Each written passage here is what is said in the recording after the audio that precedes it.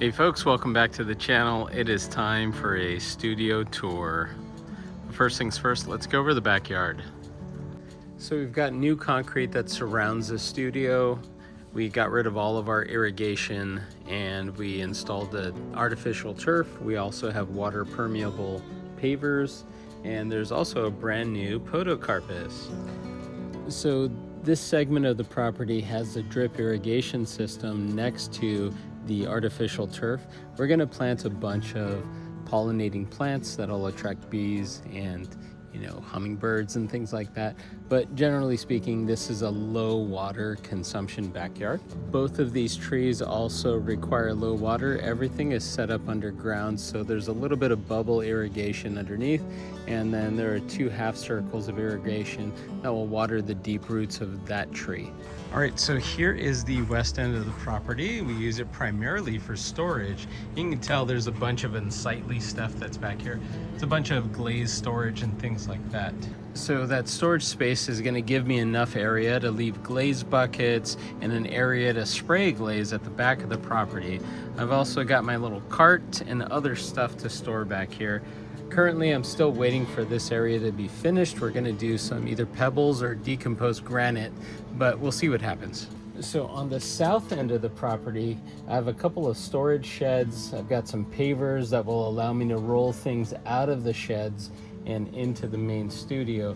But I've got, again, another 5 feet of space on the setback, so it allows me to store unsightly things away, and it lets me keep the studio nice and tidy. By the way, let's go inside the studio. All right, so here we go, Lockhart Pottery 2.0. Got a bunch of storage for my regular tools, bike storage, got my workout accessories, storage box for the car, got a wedging table, whole bunch of kiln stuff in storage, and my regular pottery area. And then finally, before we go back outside, we got the rest of the storage area for clay. So I'm not entirely certain how long things will stay this way. However, I figured it'd be nice to leave the pottery wheel in a cart next to the door. We've got some adjustable shelving over there that's currently set up on a number of tracks. Also, what I've got is a bunch of hooks underneath this plywood shelf, and then I've got a plastic sheet around it. That plastic sheet is going to basically cover the power outlets and protect the wall. Also, in a previous build, I'm a really messy potter, so I'm kind of worried about what this area is going to look like, so that's why I have all that plastic right there. All right, so good time to talk about the kiln. Currently set up indoors, first time in 10 years, so I'm excited. But it's hooked up to a 6-50A receptacle.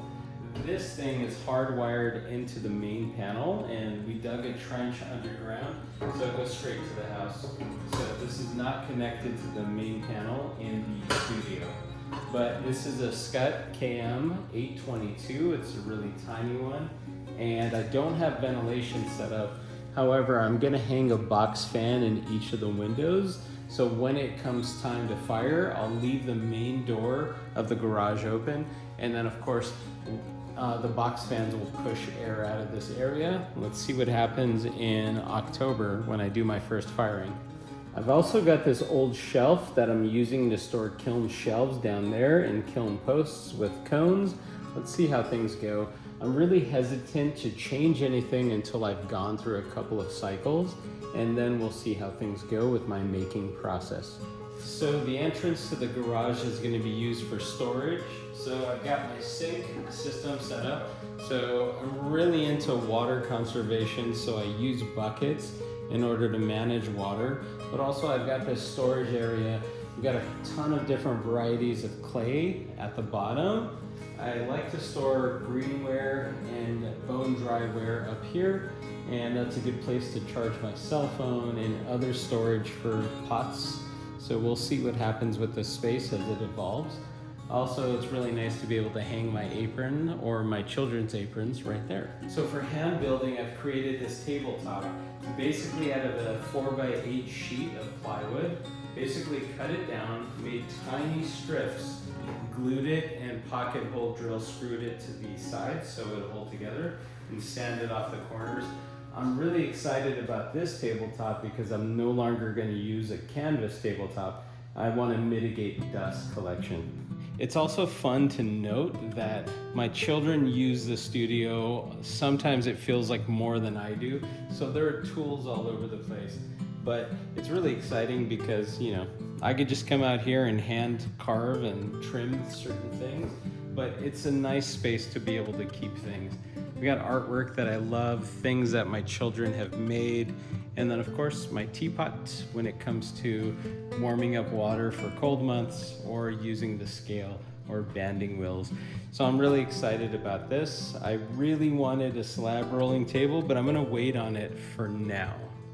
So another thing that's important to me, but I don't really share about in this channel, is that I like to exercise and I like to ride bicycles. My family rides bicycles as well. So I have a storage system to be able to hold certain bikes. I've got a couple more for the children outside, but I kind of keep them in the middle of the room.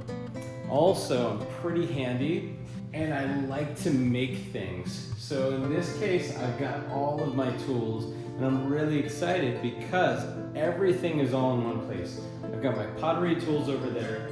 I've got my bicycle tools right here and all my regular and power tools. So I'm really excited because, you know, being a handy person, I want to be able to have access to, you know, the tools that I need to tinker with. So this thing right here is a 4x8 sheet cut down to size, so I think it's about 6 feet wide. What I did was I found the studs that are in the wall and I used deck screws, maybe 4 high in 1, 2, 3, 4 locations. I went and screwed this whole thing into the side of the wall. And the reason I did that is I wanted to make sure that this would be safe and it would hold all of the weight.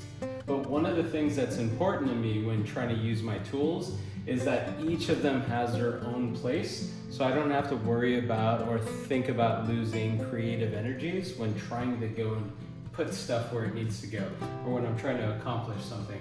So I like that I could just put a couple nails into a piece of plywood and then make a custom mount that I don't have to worry about falling down.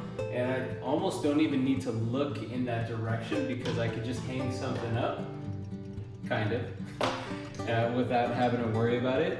And then of course it's, you know, these little pegs are not gonna come out because they're already nailed in. All right, so looks like we're in the home stretch of this video. First and foremost, let me thank you for following along. I think it's pretty cool that I was able to document this whole process of getting a new studio built. Never in my life did I think this opportunity would present itself, but now that it's over and it's finished, and even though it was challenging the entire time, I'm really excited and I can't wait to see what my little studio is now going to be capable of. And I will say, this open concept, it makes, as an artist, it makes me feel so much better. It feels very inviting to be in here. And I would say in the past 4 to 6 weeks, my children have been in here making stuff with clay more than they have in the past 5 years. So I think the space is inviting, and I'm actually really excited to see like what it looks like in about 6 months. So hopefully there'll be a new video to share with updates. All right, guys. Thank you for following along. We'll see you in the next video. Bye-bye.